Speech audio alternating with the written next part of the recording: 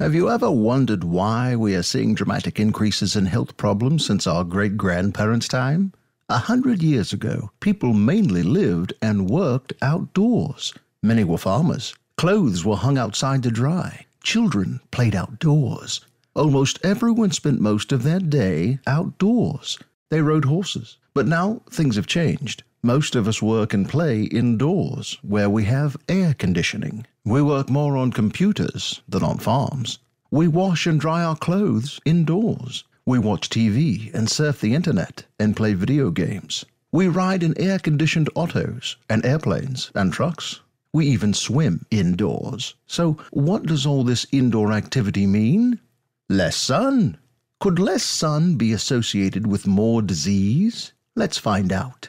From sunlight, our skin makes a vital substance, vitamin D. Vitamin D, which is actually a hormone rather than a vitamin, has a major impact on our bodies. It increases activation in more than 2,000 genes. This increased gene activation allows the body to combat disease.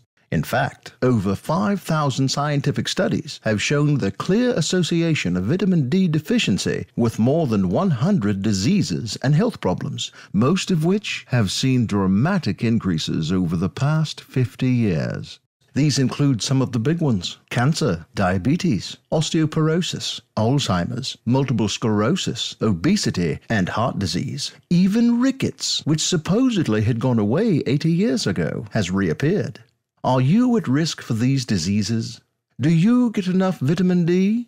Probably not. More than 9 out of 10 people worldwide don't get enough vitamin D. Ask yourself, do you spend a lot of time indoors? Do you wear sunscreen or protective clothing when you go outdoors? Many people think that 10 minutes outdoors is enough to get all the vitamin D they need from the sun. But the fact is, for most people, that unless you spend a fair amount of time outdoors every day in full sun with minimal clothing and no sunscreen, you aren't getting enough vitamin D to protect against disease.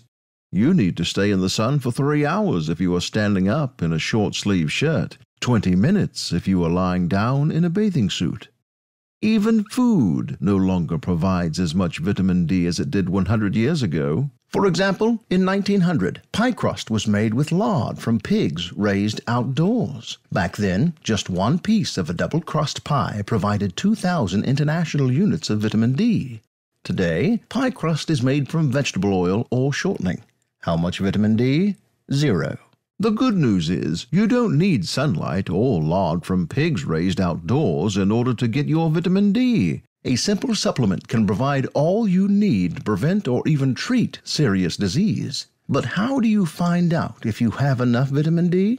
You can, of course, have a blood test. A reading of at least 40 nanograms per milliliter or 100 nanomoles per liter is optimal.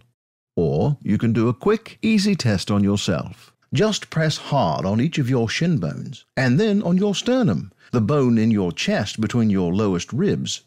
Did at least 2 of them hurt? Sore bones is an indication that you are probably very deficient.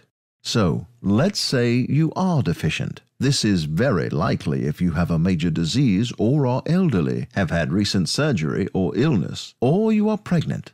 A breastfed infant would also be at risk. How much vitamin D should you take? This, of course, would depend on your individual situation, but many studies indicate that 4,000 international units daily is necessary to bring the average adult up to 40 nanograms and maintain this healthy level. If you know you are at risk for being deficient, you might want to start with a larger dose. You may also want to take more than 4,000 international units of vitamin D daily if you are elderly, obese, or plan soon to get pregnant or have surgery.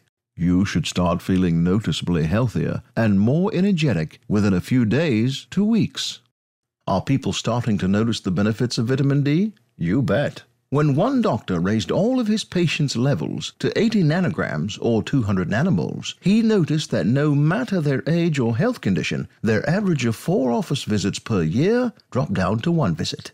More and more people are getting vitamin D tests, a 10 times increase in just 3 years. And research on vitamin D has accelerated. More research has been done on vitamin D than on vitamin A, C, E, and K combined. So, if you want to feel better or get or stay healthy, taking a vitamin D supplement is probably the single best thing you can do for your body. And it won't cost you a trip to Hawaii.